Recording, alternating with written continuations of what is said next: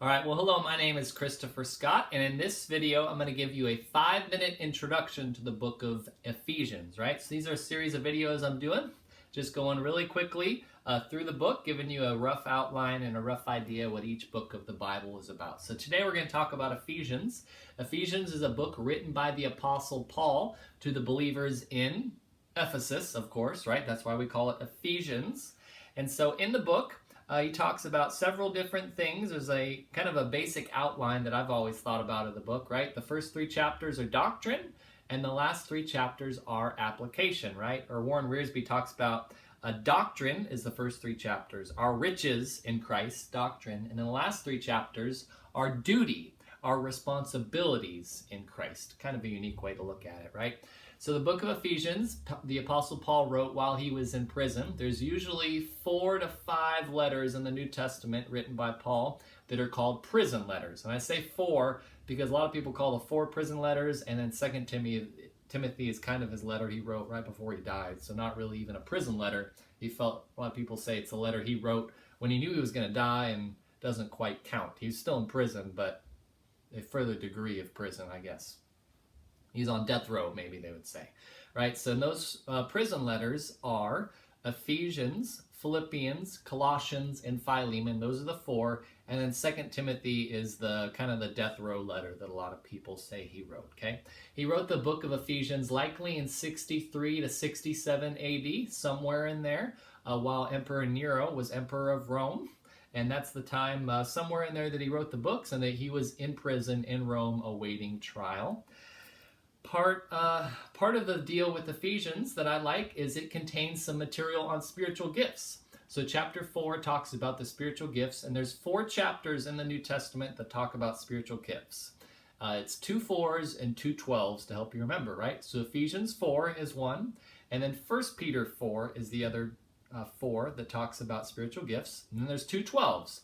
Romans 12 and 1 Corinthians 12, right? So Romans 12, 1 Corinthians 12, Ephesians 4, and then 1 Peter 4 are all passages that talk about spiritual gifts in the New Testament. Additionally, Ephesians is probably known best for chapter 5 that talks about husbands and wives, right? Where it says, husbands, you must love your wives just as Christ loved the church, and women, you must submit to your husbands, right? As head of the home, just as Christ is head of the church. And that's kind of a tough thing, especially in North American culture and churches. And the unique thing there, that in light of those 2 commands, that men must love their wives just as Christ loved the church, and women must submit to their husbands just as Christ is the head of the church, the man is the head of the home, women must submit to their husbands. Well, that's something difficult. A lot of people forget that Ephesians 5:21 talks about husbands and wives must submit to one another out of respect for Christ. Okay, so it's a mutual submission and a mutual respect that husbands and wives have for each other. A lot of times we move on to Ephesians 5:22 and 5:27 and 5:25, and we forget to read Ephesians 5:21 that says husbands and wives first submit to each other out of respect for Christ. So that's something good to remember because it's going to come up when you talk about it in a Bible study or something like that. Another topic that comes up in the book of Ephesians, particularly chapter 1 probably, is the idea of predestination. So does God know in advance who's going to be saved? Does God select and elect specific people to be saved? That's something to be aware of as you go through the book of Ephesians. So if you're going to buy one commentary on the book of Ephesians, I would recommend the book Be Rich, Gaining the Things That Money Can't Buy by Warren Wiersbe. Be Rich. It's a great little commentary. It's about 200 pages long, pretty basic and simple.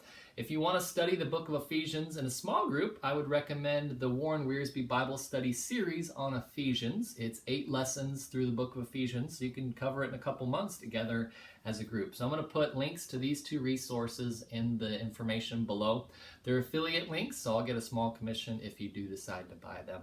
But they are 2 great resources that I have in my library and that I encourage the small groups of our church to use. I mean, I buy tons of these through our church because they're that good. So I hope that this video was helpful for you. I encourage you to share your thoughts or comments or questions about the book of Ephesians in the comments below. I'd love to hear from you and hope to catch you again in another video as we do brief 5-minute introductions to books of the Bible. My name's Christopher Scott. Good to connect with you and hope to catch you again in another video.